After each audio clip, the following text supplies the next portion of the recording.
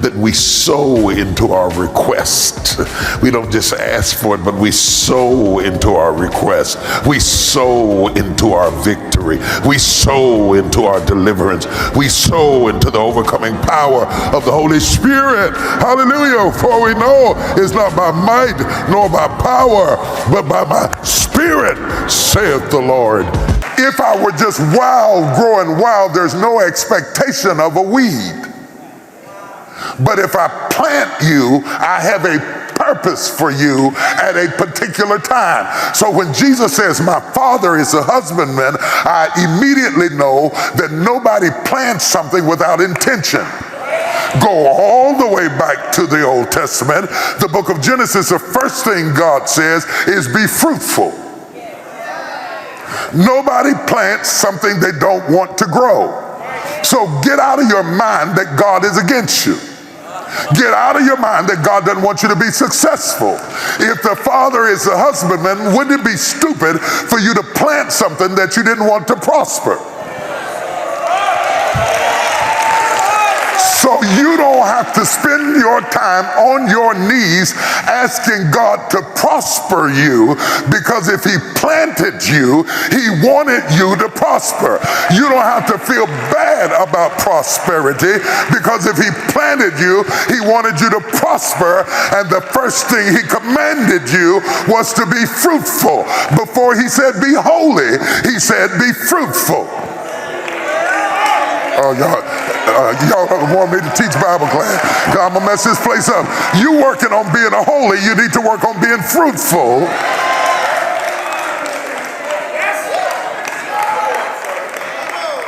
Because this is the expectation of the relationship. You can't enter into a relationship without expectations. The very fact that you enter into a relationship means there are expectations. Please hear this tonight. You can't have a baby and there not be expectations. The baby didn't have itself. You can't be a mama and toss the baby everywhere. You had a baby, but you don't understand that there are expectations in every relationship. If you got a dog, you got to feed it. If you got a fish, you got to change the water sometime. If you got a cat, you got to take it to the vet sometime. You can't have a thing and not have an expectation. So stop being offended because I expect something from you, because that's part of the relationship. So God has a right to expect something from me because he's in a relationship with me. When he says give and it shall be given unto you, he has a right to ask me to give something because he gave something. God so loved the world that he gave his only begotten son. So once you set the benchmark that high, surely I can give you my carnal stuff because you have given me your son. Are you hearing what I'm saying? Somebody shout relationship. If you don't get this first point, it ain't no need in going no further. Because you can't take no wounding if you don't understand the premise of the relationship. I am the true vine and my Father is the husbandman. Now, I am the true vine and my Father is the husbandman means that he planted me so you would have somewhere to grow.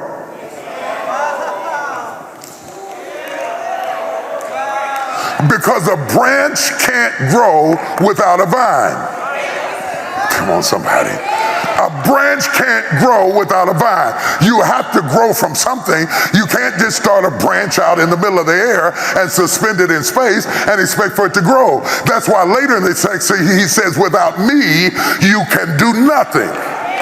Because everything you're ever going to get, that you're ever going to be, that you're ever going to do, that you're ever going to achieve is going to come through the vine to reach to the branches. If it doesn't come through the vine, you're not going to receive it. You can't get blessed save he bless you. You can't grow save he allow you.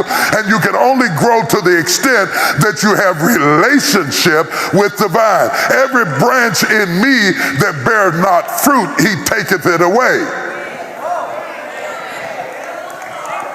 Are you hearing what I'm saying? So I want you to write down, stay connected. That's all you got to worry about, stay connected. You don't have to bless yourself.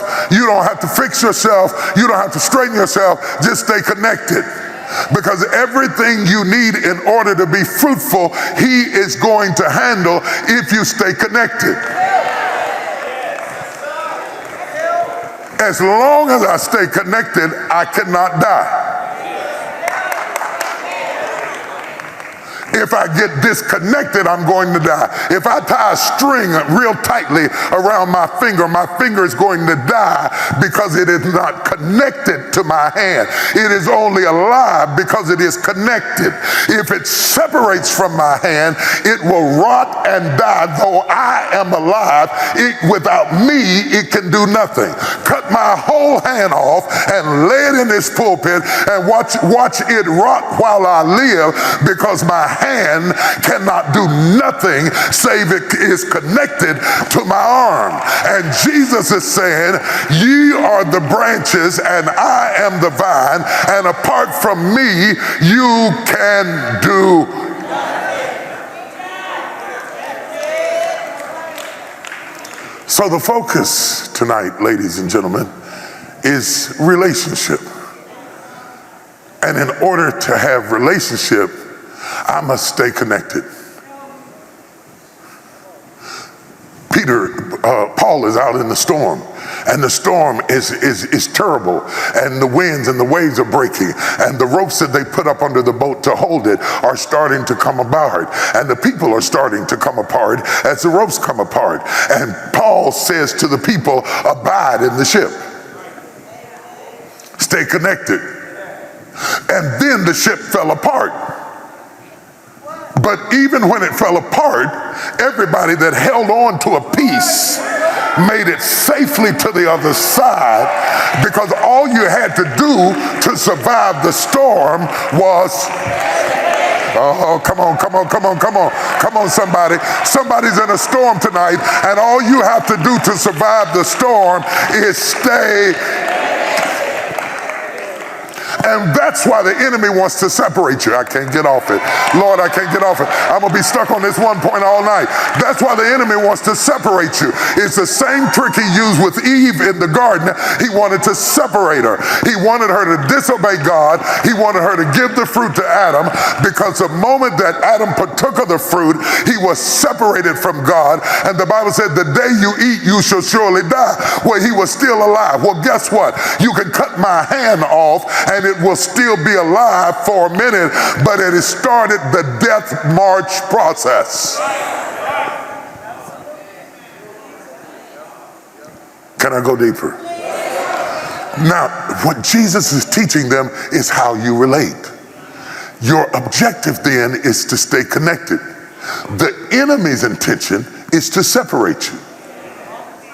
So he wants the wounded place you're in right now to separate you from the source. Can I go deeper? God says to the ocean, bring forth, and the fish begin to swim. He says to the air, bring forth, and the birds begin to fly. He says to the earth, bring forth, and the grass begins to grow. When he gets ready to make man, he says, let us make man in his likeness or his image. What do they all have in common? The grass can't grow if it doesn't stay in the thing that God spoke to. The fish can't live save it stay in the water that God spoke to. The bird can't fly save it stay in the air that God spoke to, and man can't live save he stay in the God that said, let us make man in our likeness and in our image. So if I get disconnected, I act in the spirit like a fish does out of the water. I start flipping and flopping and going crazy and doing my own thing and get spastic because I didn't stay.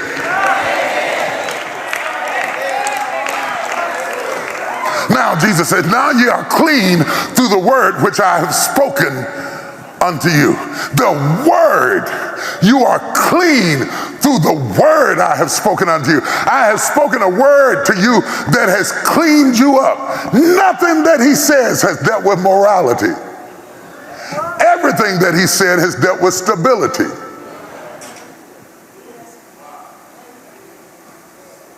And you are over here wrestling with your morality, but you're not wrestling with your stability.